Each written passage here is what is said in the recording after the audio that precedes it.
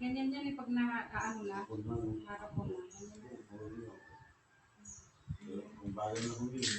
Ito yung mga kasing laki ng katawan. Meron daw natataba ng ganyan ng tapos ibig na, halimbawa, 10 years yung buhay niya. Mabawasan na yung buhay niya.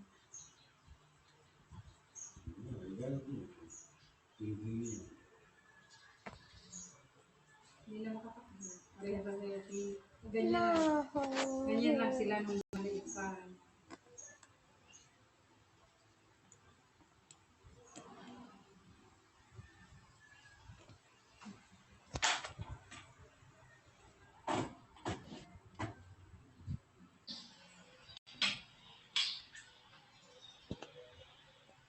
Model ko ba?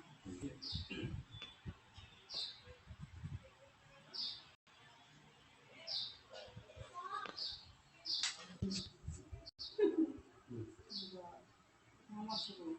Hindi naman masuro. Hindi naman babae pa umorder. Ang dami, no? Mga toys na gano'n. Babae pang klase, eh, salbahe naman yung hider, naka-plastic kasi. Sa inano, sa mall, doon sa kita. Inabutas yung plastic. Diyos ko, standard. Hanggang bantay, ayan o.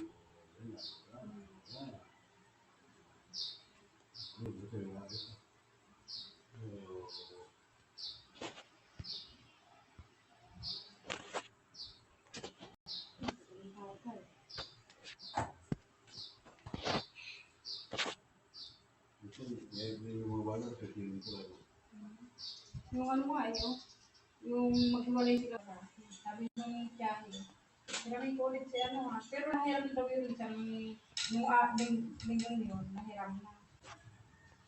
Wala.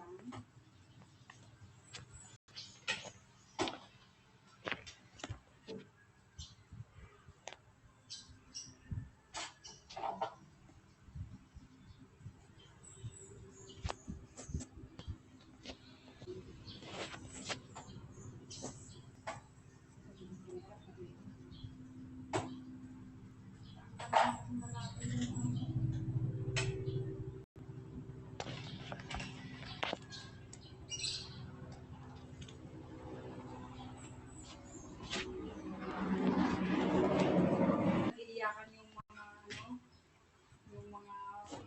nanonood. Pero siya parang nitulaw ng luha, wala sa labi.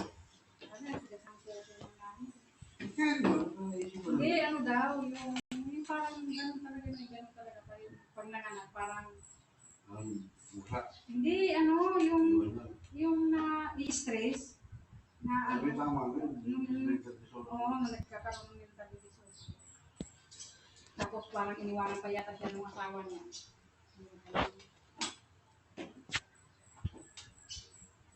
Babakasyon naman. Inano naman niya eh. Ano nag-date? Kaya bang magtipahan pag naubos na yung date na...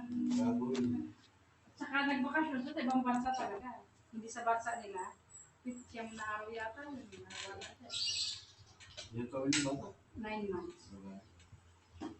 Tapos sabi nga ng mga sabi ng mga kapitbahay, naririnig daw nila may umiyak na bata. Ang akala lang nila, siyempre may nanay naman din. Sabi nga ng mga nanonood na lang, sana, kayo.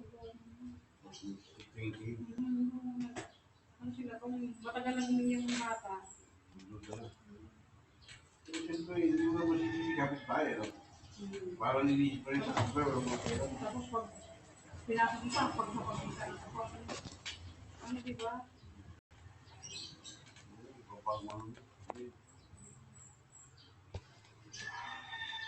Uwi na namin, parang malala. Doon na, kasi parang nangangamoy na yung naguga na yung mga kapitbahay. Nangingiris na. Tapos nanonood na nila yung Nung unang gabi, pa yung bata eh. Nung hindi pa siya umiiyak, laro-laro lang. Nakikita ko sa CCTV yung bahay. Yung araw pa rin. Oo, yun nga yung unang Tapos yung mga ano na doon na papalahaw, na siyempre nagugutom, yung dumi niya, basa. Ayos ng kwarto. Pero biligan mo lang siya sa ganon, sa kama. Hindi siya basa na ano. Pagod siguro kayo, pagod. Sabi nga naman, hindi na dehydrate na daw.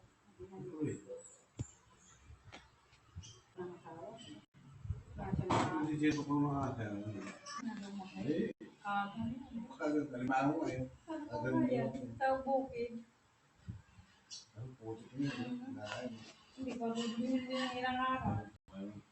Natatawa talaga ako sa nagano. Putik talaga yung ano niya. Hindi ba naman siguro magluto ng taong yun. Sabi nga, hindi mo naman hinugasan yung ano eh. Naging mag-ano ba yan? Bakit? Sasya, no? Sasya? Hmm. Si Carlos? Hindi. Ano yan? Ano ang pinilo ni Karen? Doktor ang tatay. Hindi. Hindi, ano yan? Yung... Sasya. Hindi.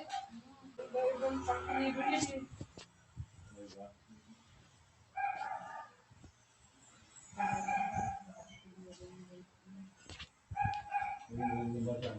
Ang ganda, no?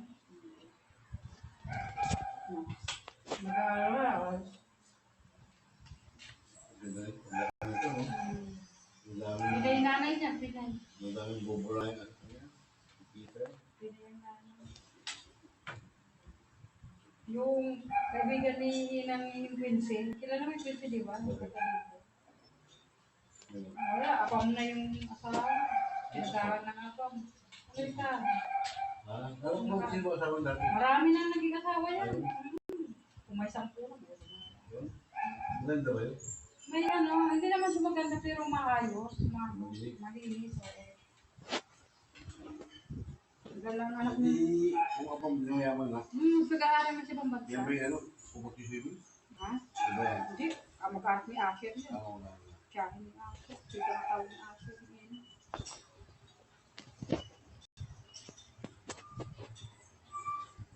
Ano na.